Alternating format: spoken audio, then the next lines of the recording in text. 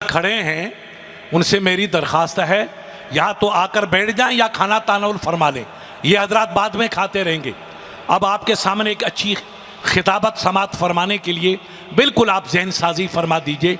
अभी हमारे तलबा ने आपको अकीदे के ताल्लुक से एक फ़िक्री पैगाम दिया कि आजकल जो नई नई बातें शुरू हुई जिससे हमारा नौजवान तबका बड़ा मुतासिर होता है, कभी रफ़-ए-यदैन का मसला, कभी ज़ोर से आमीन कहने का मसला।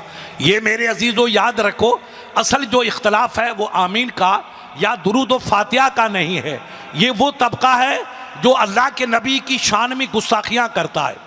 न नबी पे सलाम पढ़ने पे इनको इजाज़त देते हैं कि साहब सलाम नहीं पढ़ना चाहिए, कभी कहते हैं फातिहा नहीं देनी चाहिए, कभी कहते हैं बुजुर्गान दीन के मज़ार पे नहीं जाना चाहिए। इस किस्म की बेहुदा बातें करके हमारा नौजवान तबका जो सादा लो है उनके अकीदे को मजरू करते हैं। तो हम बुजुर्गान दीन के उर्स पे या दालुम के सालाना जलसे में इसलिए शरीक होते हैं कि आप कुछ ले के जाइए। तो अभी जो आपको हदीस की रोशनी में पैगाम मिला कि रफ़-ए-यदैन करना मनसूख है, सिर्फ एक मरतबा हाथ उठाया जाएगा, और ज़ोर से आमीन कहना मनसूख है, सिर्फ आस्ते आस्ते आमीन हर मुक्तदी कहेगा। ये मेरे नबी की सुन्नत है। और अल्लाह के वलियों से और बुजुर्गान दीन से के वसीले से दुआ करना ये अल्लाह वालों का तरीक़ा। और ये वसीला लेना मेरे अजीज़ों सबसे पहली सुन्नत हमारे वालिद सरकार आदम अलैहिस्सलाम की है। आदम अलैहिस्सलाम जब हिंदुस्तान में आए और 300 बरस तक आप अल्लाह की बारगाह में आहुजारी फरमाते रहे, रब ने तवज्जो करम न फरमाया। अचानक आदम अलैहिस्सलाम ने देखा कि अर्श पे लिखा है ला इलाहा इल्लल्लाह मुहम्मद रसूलुल्लाह। तो रब के नबी ने फरमाया मौला ये इसमें गिरामी किसका जो तेरे नाम के साथ लिखा है? रब ने फरमाया मेरे महबूब नबी क्या इन्हें तू भूल गए?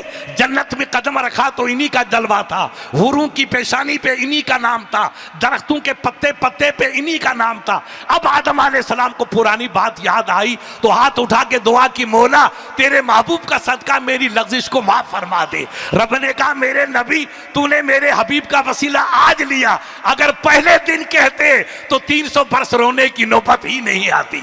उठाओ आदम को और माई हवा को जिद्दे से उठाओ, अरफात की पहाड़ी पे लाओ। अरफात की पहाड़ी पे ला के हजरत आदम और सैयदा हवा ने दुआ फरमाई, अल्लाह ने उनकी भूल को माफ फरमा दिया और इनाम यह दिया ये मेरे नबी आदम आज की तारीख से लेकर क़यामत तक आपकी औलाद में साहिब ईमान जो इस तारीख को 9 ज़िलहिज्जा को अरफात के मैदान में आ जाएगा मैं उनकी खताओं को भी माफ फरमा दूं। ये वसीला लेना हमारे, आप वहां तशरीफ रहो ना कुर्सी पे, ये कौन है?